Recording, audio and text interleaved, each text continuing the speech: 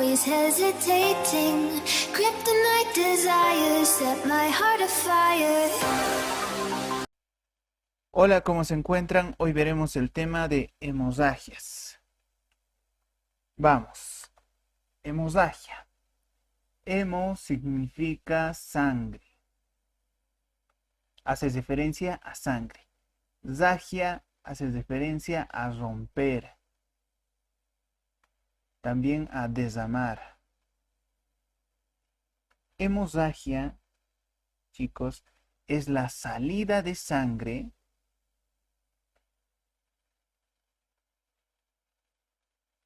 por la ruptura de un vaso sanguíneo.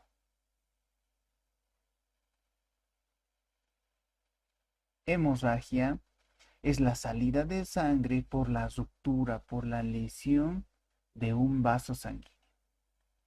Chicos, en todo el cuerpo se encuentran los vasos sanguíneos, arterias, venas, capilares.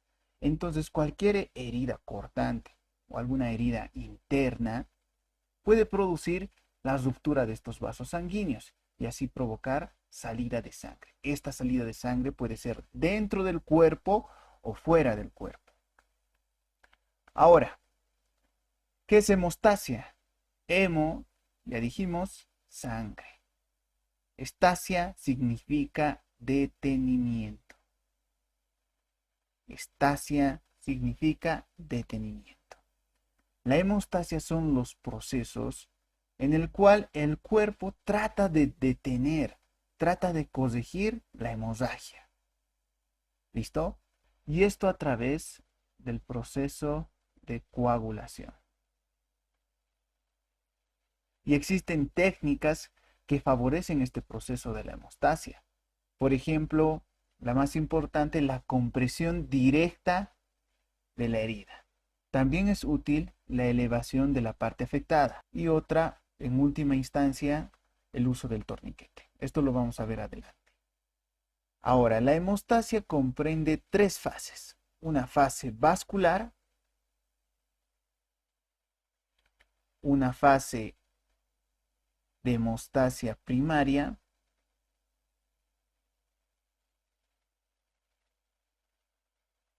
y una fase de hemostasia secundaria.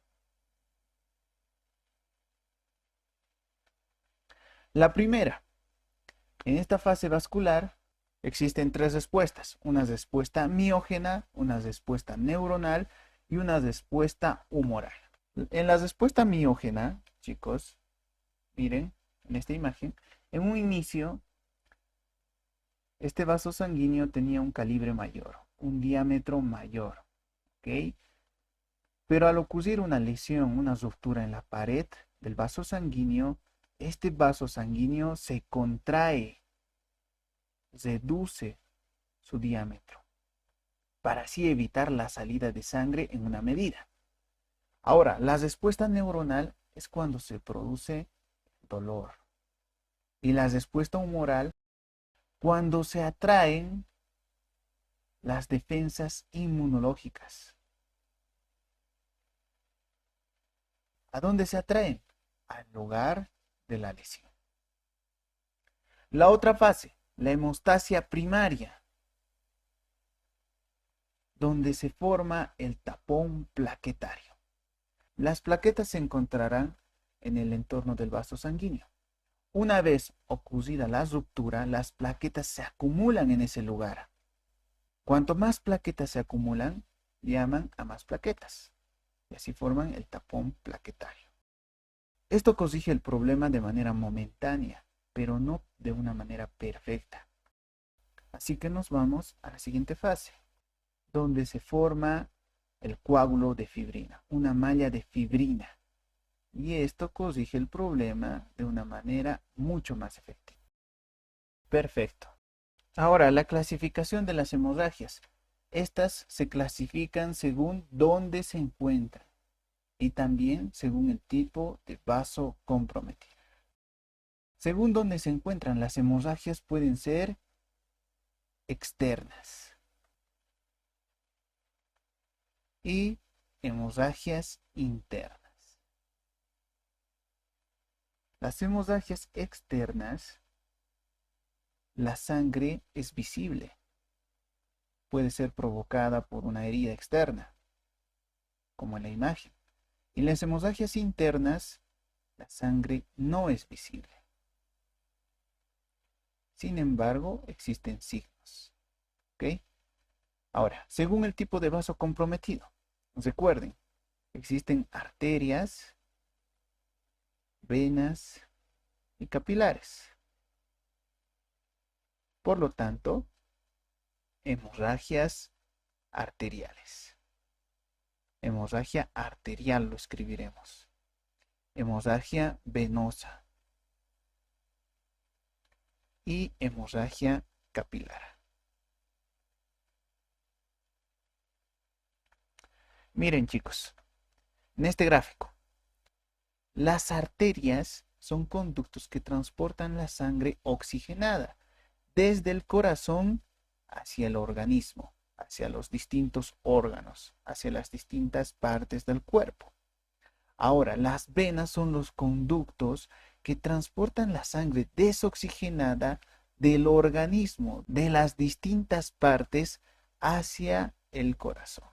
Ahora, los capilares son vasos sanguíneos diminutos, pequeños, que se encuentran en distintas partes del cuerpo. Ok, ahora la hemorragia arterial, lo característico y a diferencia de la hemorragia venosa, es que esta presenta sangre de color rojo vivo, rojo brillante. ¿Ok?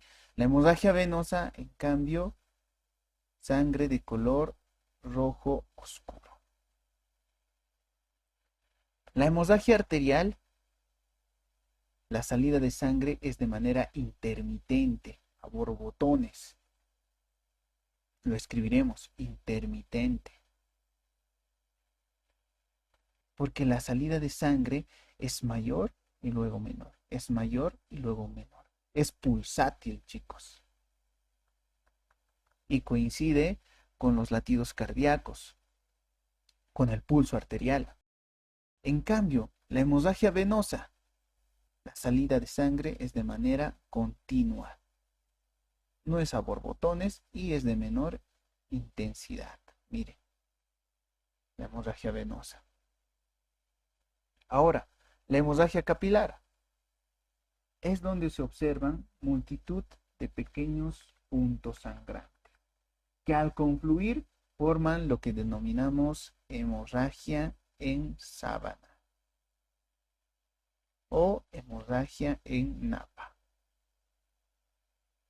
La ruptura de pequeños vasos sanguíneos. El control de hemorragias. Escuchen, chicos, si encuentran un paciente con hemorragia y la salida de sangre es a chorro, es a golpes y pulsátil, esto es signo inequívoco de qué, chicos, de hemorragia grave. ¿Y qué tipo de hemorragia? Hemorragia arterial. Y esta es grave por la gran cantidad de sangre que se pierde. Y la complicación es que el paciente puede llegar a shock hipovolémico.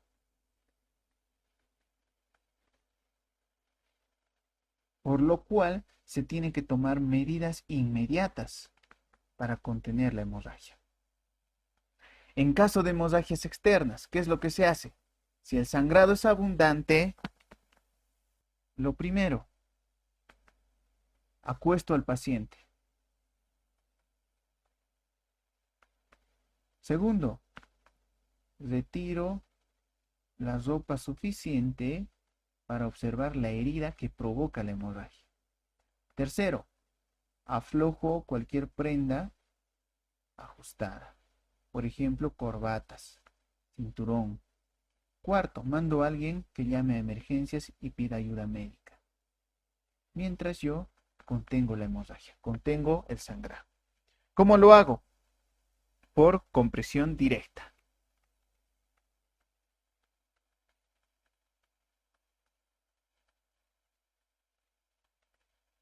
Si la herida es pequeña, presiono fuertemente sus bordes para contener el sangrado. Si la herida, en cambio, es grande, formo una almohadilla con una gasa estéril, puede ser también con un paño limpio, y presiono fuertemente hasta que se detenga el sangrado. ¿Por cuánto tiempo? Hasta que se detenga el sangrado. Esto puede demorar entre 15 minutos a 20 minutos. Lo siguiente, elevación. Elevación de la parte afectada, en este caso del miembro inferior, sobre el nivel del corazón. ¿Por qué?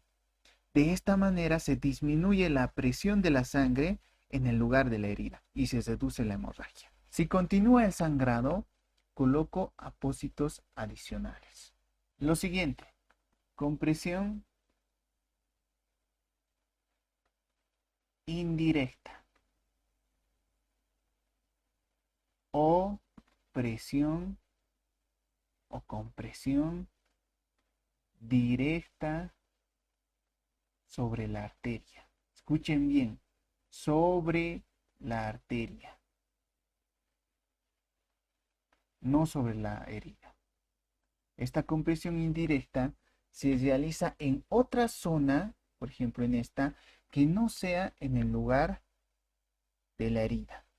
Miren, si el sangrado es por esta zona, la presión, la compresión directa es en esta zona, ¿no? Pero una compresión indirecta o compresión directa sobre la arteria es en otra zona. En esta, miren, es en otra zona. Esto se está haciendo simultáneamente, haciendo una compresión directa sobre la arteria y la elevación de la parte afectada. Esta técnica de compresión directa es utilizada, por ejemplo, en fracturas abiertas, donde no se puede realizar la compresión directa ni la elevación. Ok, chicos, ahora vamos a esta parte. Compresiones según regiones del cuerpo. Compresiones indirectas en regiones del cuerpo. Escuchen, chicos.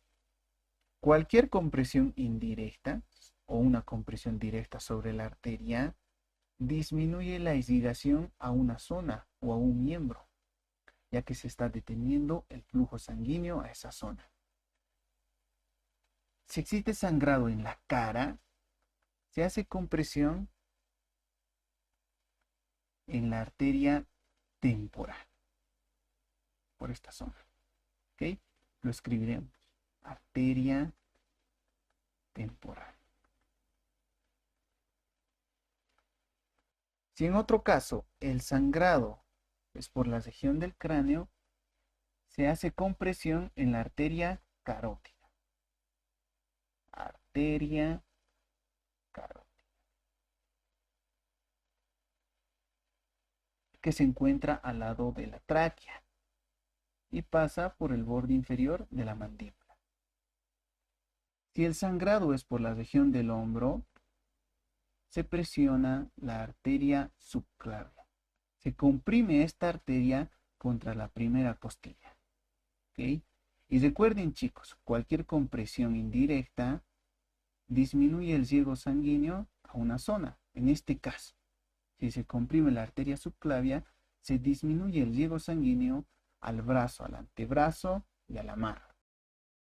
Si el sangrado es en el brazo, se hace compresión en la arteria humeral, en la parte axilar, en el hueco del sobaco, en la parte braquial, en el tercio medio del brazo y en la parte de la unión del brazo y el antebrazo, por detrás del codo. Si el sangrado, la hemorragia es en la mano, la compresión se realiza en la arteria radial, que se encuentra en la parte externa, en la cara externa de la muñeca. Si el sangrado es en el muslo o en la pierna, se hace compresión en la arteria femoral, donde se encuentra en el pliegue inguinal, en la unión entre el muslo y el tronco. Y también, si el sangrado o la hemorragia es en la pierna, se puede hacer presión en la arteria poplitea, que se encuentra detrás de la rodilla. Ahora, chicos, si ninguna de las técnicas funciona para contener la hemorragia, ni la compresión directa, la elevación o la compresión indirecta, en última instancia, como último recurso, se utiliza el torniquete, ya que el uso del torniquete tiene grandes complicaciones. Por ejemplo, la amputación de un miembro. ¿Cómo usar el torniquete? Lo primero, se utiliza una venda triangular o una tela de más o menos 4 centímetros de ancho. No se utiliza alambres ni tampoco cuerdas. El segundo paso, se coloca el torniquete, miren chicos, por encima de la herida o separado de la herida a una distancia de 4 dedos. ¿Ok? Se da 2 vueltas al brazo, en este caso, y se realiza un nudo simple. Se coloca una varilla resistente y se realiza otros 2 nudos simples. Se gira la varilla y se hace la compresión hasta detener la hemorragia. Nunca se debe colocar el torniquete por más de 20 minutos seguidos. O dicho mejor, chicos, nunca debe permanecer ajustado por más de 20 minutos seguidos. ¿Ok? Si se necesita más tiempo para usar el torniquete, en caso tarde la ayuda médica, se afloja el torniquete unos segundos cada 15 minutos o 20 minutos. Un procedimiento seguro para el uso del torniquete es con el esfigmomanómetro. Y el ajuste, la presión del manguito se sitúa entre 20 a 50 milímetros de mercurio por encima de la presión sistólica. Perfecto. Ahora, ¿dónde colocar el torniquete en caso de una hemorragia arterial? ¿Qué dijimos de la hemorragia arterial? Es de color rojo vivo. Es intermitente. También pulsátil.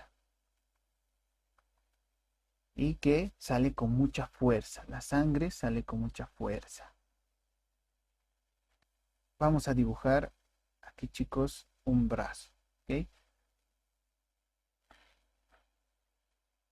Este es el antebrazo y este es el brazo. Por aquí pasa la arteria. ¿Ok? Y aquí se bifurca.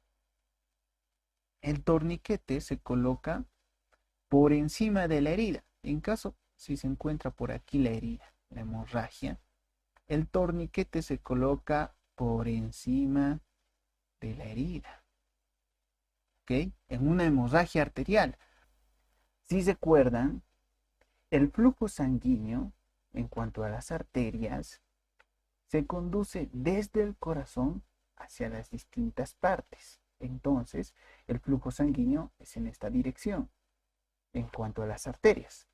Ahora, en cuanto a las venas, que llevan la sangre desde las distintas partes hacia el corazón. El flujo sanguíneo es en esta dirección, es el retorno venoso. Por lo cual, miren chicos, en una hemorragia arterial se sitúa el torniquete por encima de la herida, en dirección del corazón. Ahora, ¿dónde colocar el torniquete en caso de hemorragia venosa? ¿Recuerdan? La hemorragia venosa es de color rojo oscuro. Y la salida de sangre es continua. En este caso, el torniquete se coloca por debajo de la herida. Supongamos que aquí se encuentra la herida. Y el torniquete se coloca por debajo de la herida. ¿Listo? Aquí lo ponemos por debajo de la herida. ¿Listo? Y aquí por encima de la herida. Pregunta de examen, chicos. Miren, quiero que recuerden esto. Jamás colocar el torniquete en un sitio en el que se encuentren dos huesos. ¿Y esto por qué? Porque la arteria se encuentra protegida. Esto en caso de hemorragia arterial. Tampoco se pone en el tercio distal del brazo, ya que podrían lesionarse nervios importantes. ¿Ok? Esto en caso de hemorragia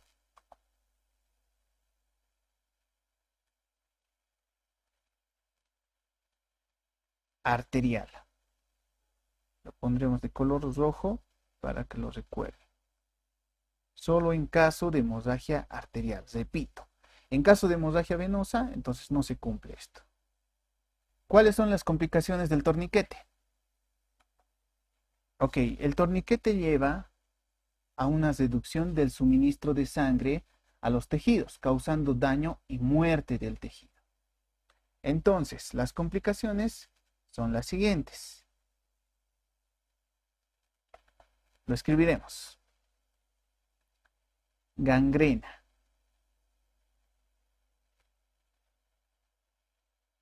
Otra complicación, parálisis de la extremidad.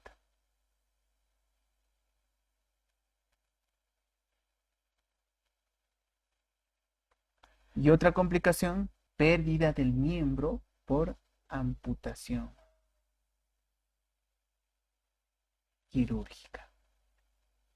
Perfecto. Ahora vamos a este mapa conceptual donde resume qué hacer ante una hemorragia. Encuentro un paciente, una víctima con hemorragia. ¿Qué hago? Compresión directa. También elevación. Funciona mantener la compresión, vendar y evacuar. No funciona. Compresión arterial. Realizo una compresión indirecta, una compresión directa de la arteria. ¿Funciona? Sí, entonces me voy por este lado. Ok. No funciona. Entonces realizo el torniquete como último recurso y la evacuación del paciente inmediatamente. Y no olvidarse, aflojar unos segundos cada 15 minutos y 20 minutos. En caso de hemorragias internas. Si recuerdan, hemorragia interna es la salida de la sangre dentro del cuerpo.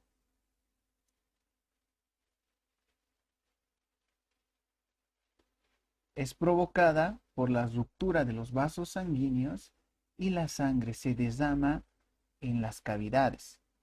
Las cavidades más comunes, la cavidad torácica y la cavidad abdominal. Generalmente las hemorragias internas no son visibles, sin embargo pueden manifestarse al exterior a través de los orificios naturales del cuerpo, por ejemplo el oído, la nariz, la boca, el ano y el meato urinario. Cualquier hemorragia significa pérdida de sangre y el cuerpo tratará de mantener la homeostasis interna. ¿Qué es homeostasis? Homeostasis, chicos, es el equilibrio y la estabilidad que mantiene nuestro cuerpo. Homeostasis es como un piloto automático donde regula constantemente algunas variables para mantener el equilibrio y estabilidad del organismo. Entonces, ante una hemorragia, el corazón tratará de compensar las necesidades de los tejidos en cuanto a nutrientes y oxígeno. ¿Cómo tratará de compensarlo? Aumentando el número de latidos cardíacos. Eso es homeostasis. Ahora, ¿cómo sospecho de que una víctima tiene hemorragia interna? A través de los antecedentes. Si el paciente, la víctima, sufrió de un golpe o traumatismo.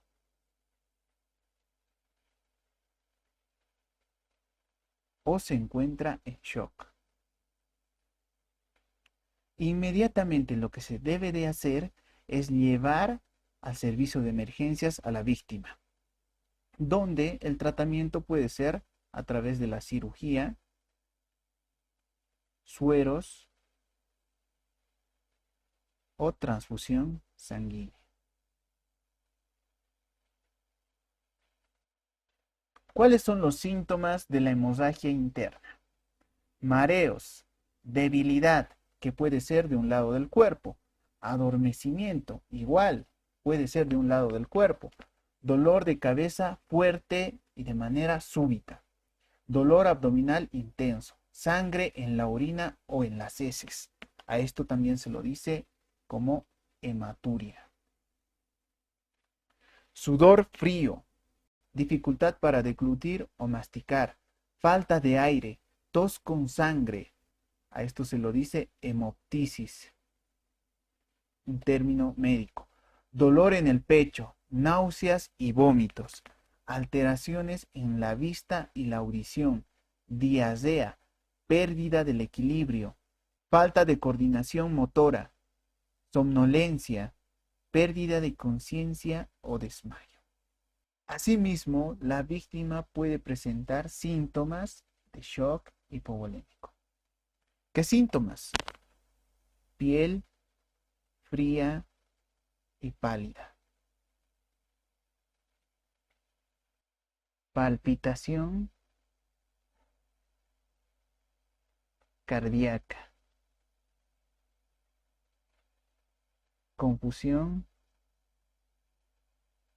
mental. Así también los labios y los dedos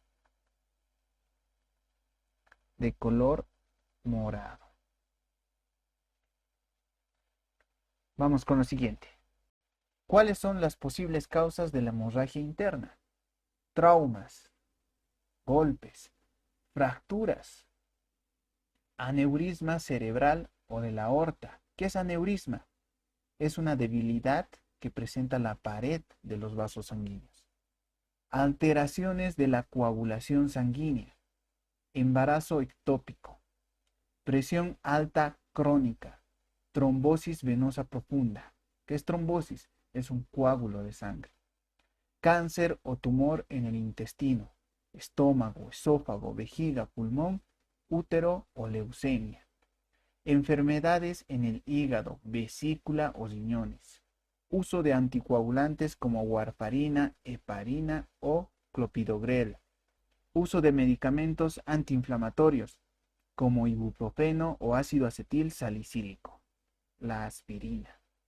Consumo de bebidas alcohólicas, cirrosis, uso de drogas, infecciones virales como dengue hemorrágico, chikungunya, ébola, antivirus, fiebre amarilla, enfermedades gastrointestinales, pólipos en el intestino, úlceras en el estómago, colitis, varices esofágicas, enfermedad de Crohn, enfermedad celíaca, gastroenteritis o esofagitis. Postcirugía. Horas o días después de una cirugía. Otra causa a tomar en cuenta, la deficiencia de vitamina K. Pregunta de examen, chicos. Ya que la vitamina K ayuda en la coagulación, entonces ayuda en la hemostasia de la hemorragia. Ahora, chicos, ¿cómo se confirma el diagnóstico de hemorragia interna? Se confirma a través de estudios complementarios, por ejemplo, laboratorios, ecografía, tomografía, resonancia magnética, endoscopía y otros. Ok, ahora, las medidas a tomar en cuenta en caso de hemorragias internas. ¿Qué hay que tomar en cuenta? 1. No dar de beber bebidas estimulantes, por ejemplo, café alcohol. Poner a la víctima en posición de shock. ¿Cómo es la posición de shock? Como esta imagen, elevando los miembros inferiores de la víctima, la cabeza boca arriba, preferentemente mirando hacia la derecha, para así evitar que el paciente aspire su propio vómito. Hay casos donde el paciente, estando inconsciente, vomita y aspira su propio vómito, provocando la muerte por broncoaspiración. Cubrir a la víctima con una manta para evitar que pierda calor y trasladarlo inmediatamente a un centro médico. ¿Cuáles son las posibles complicaciones debido a una hemorragia interna? Son las siguientes. Shock hipovolémico.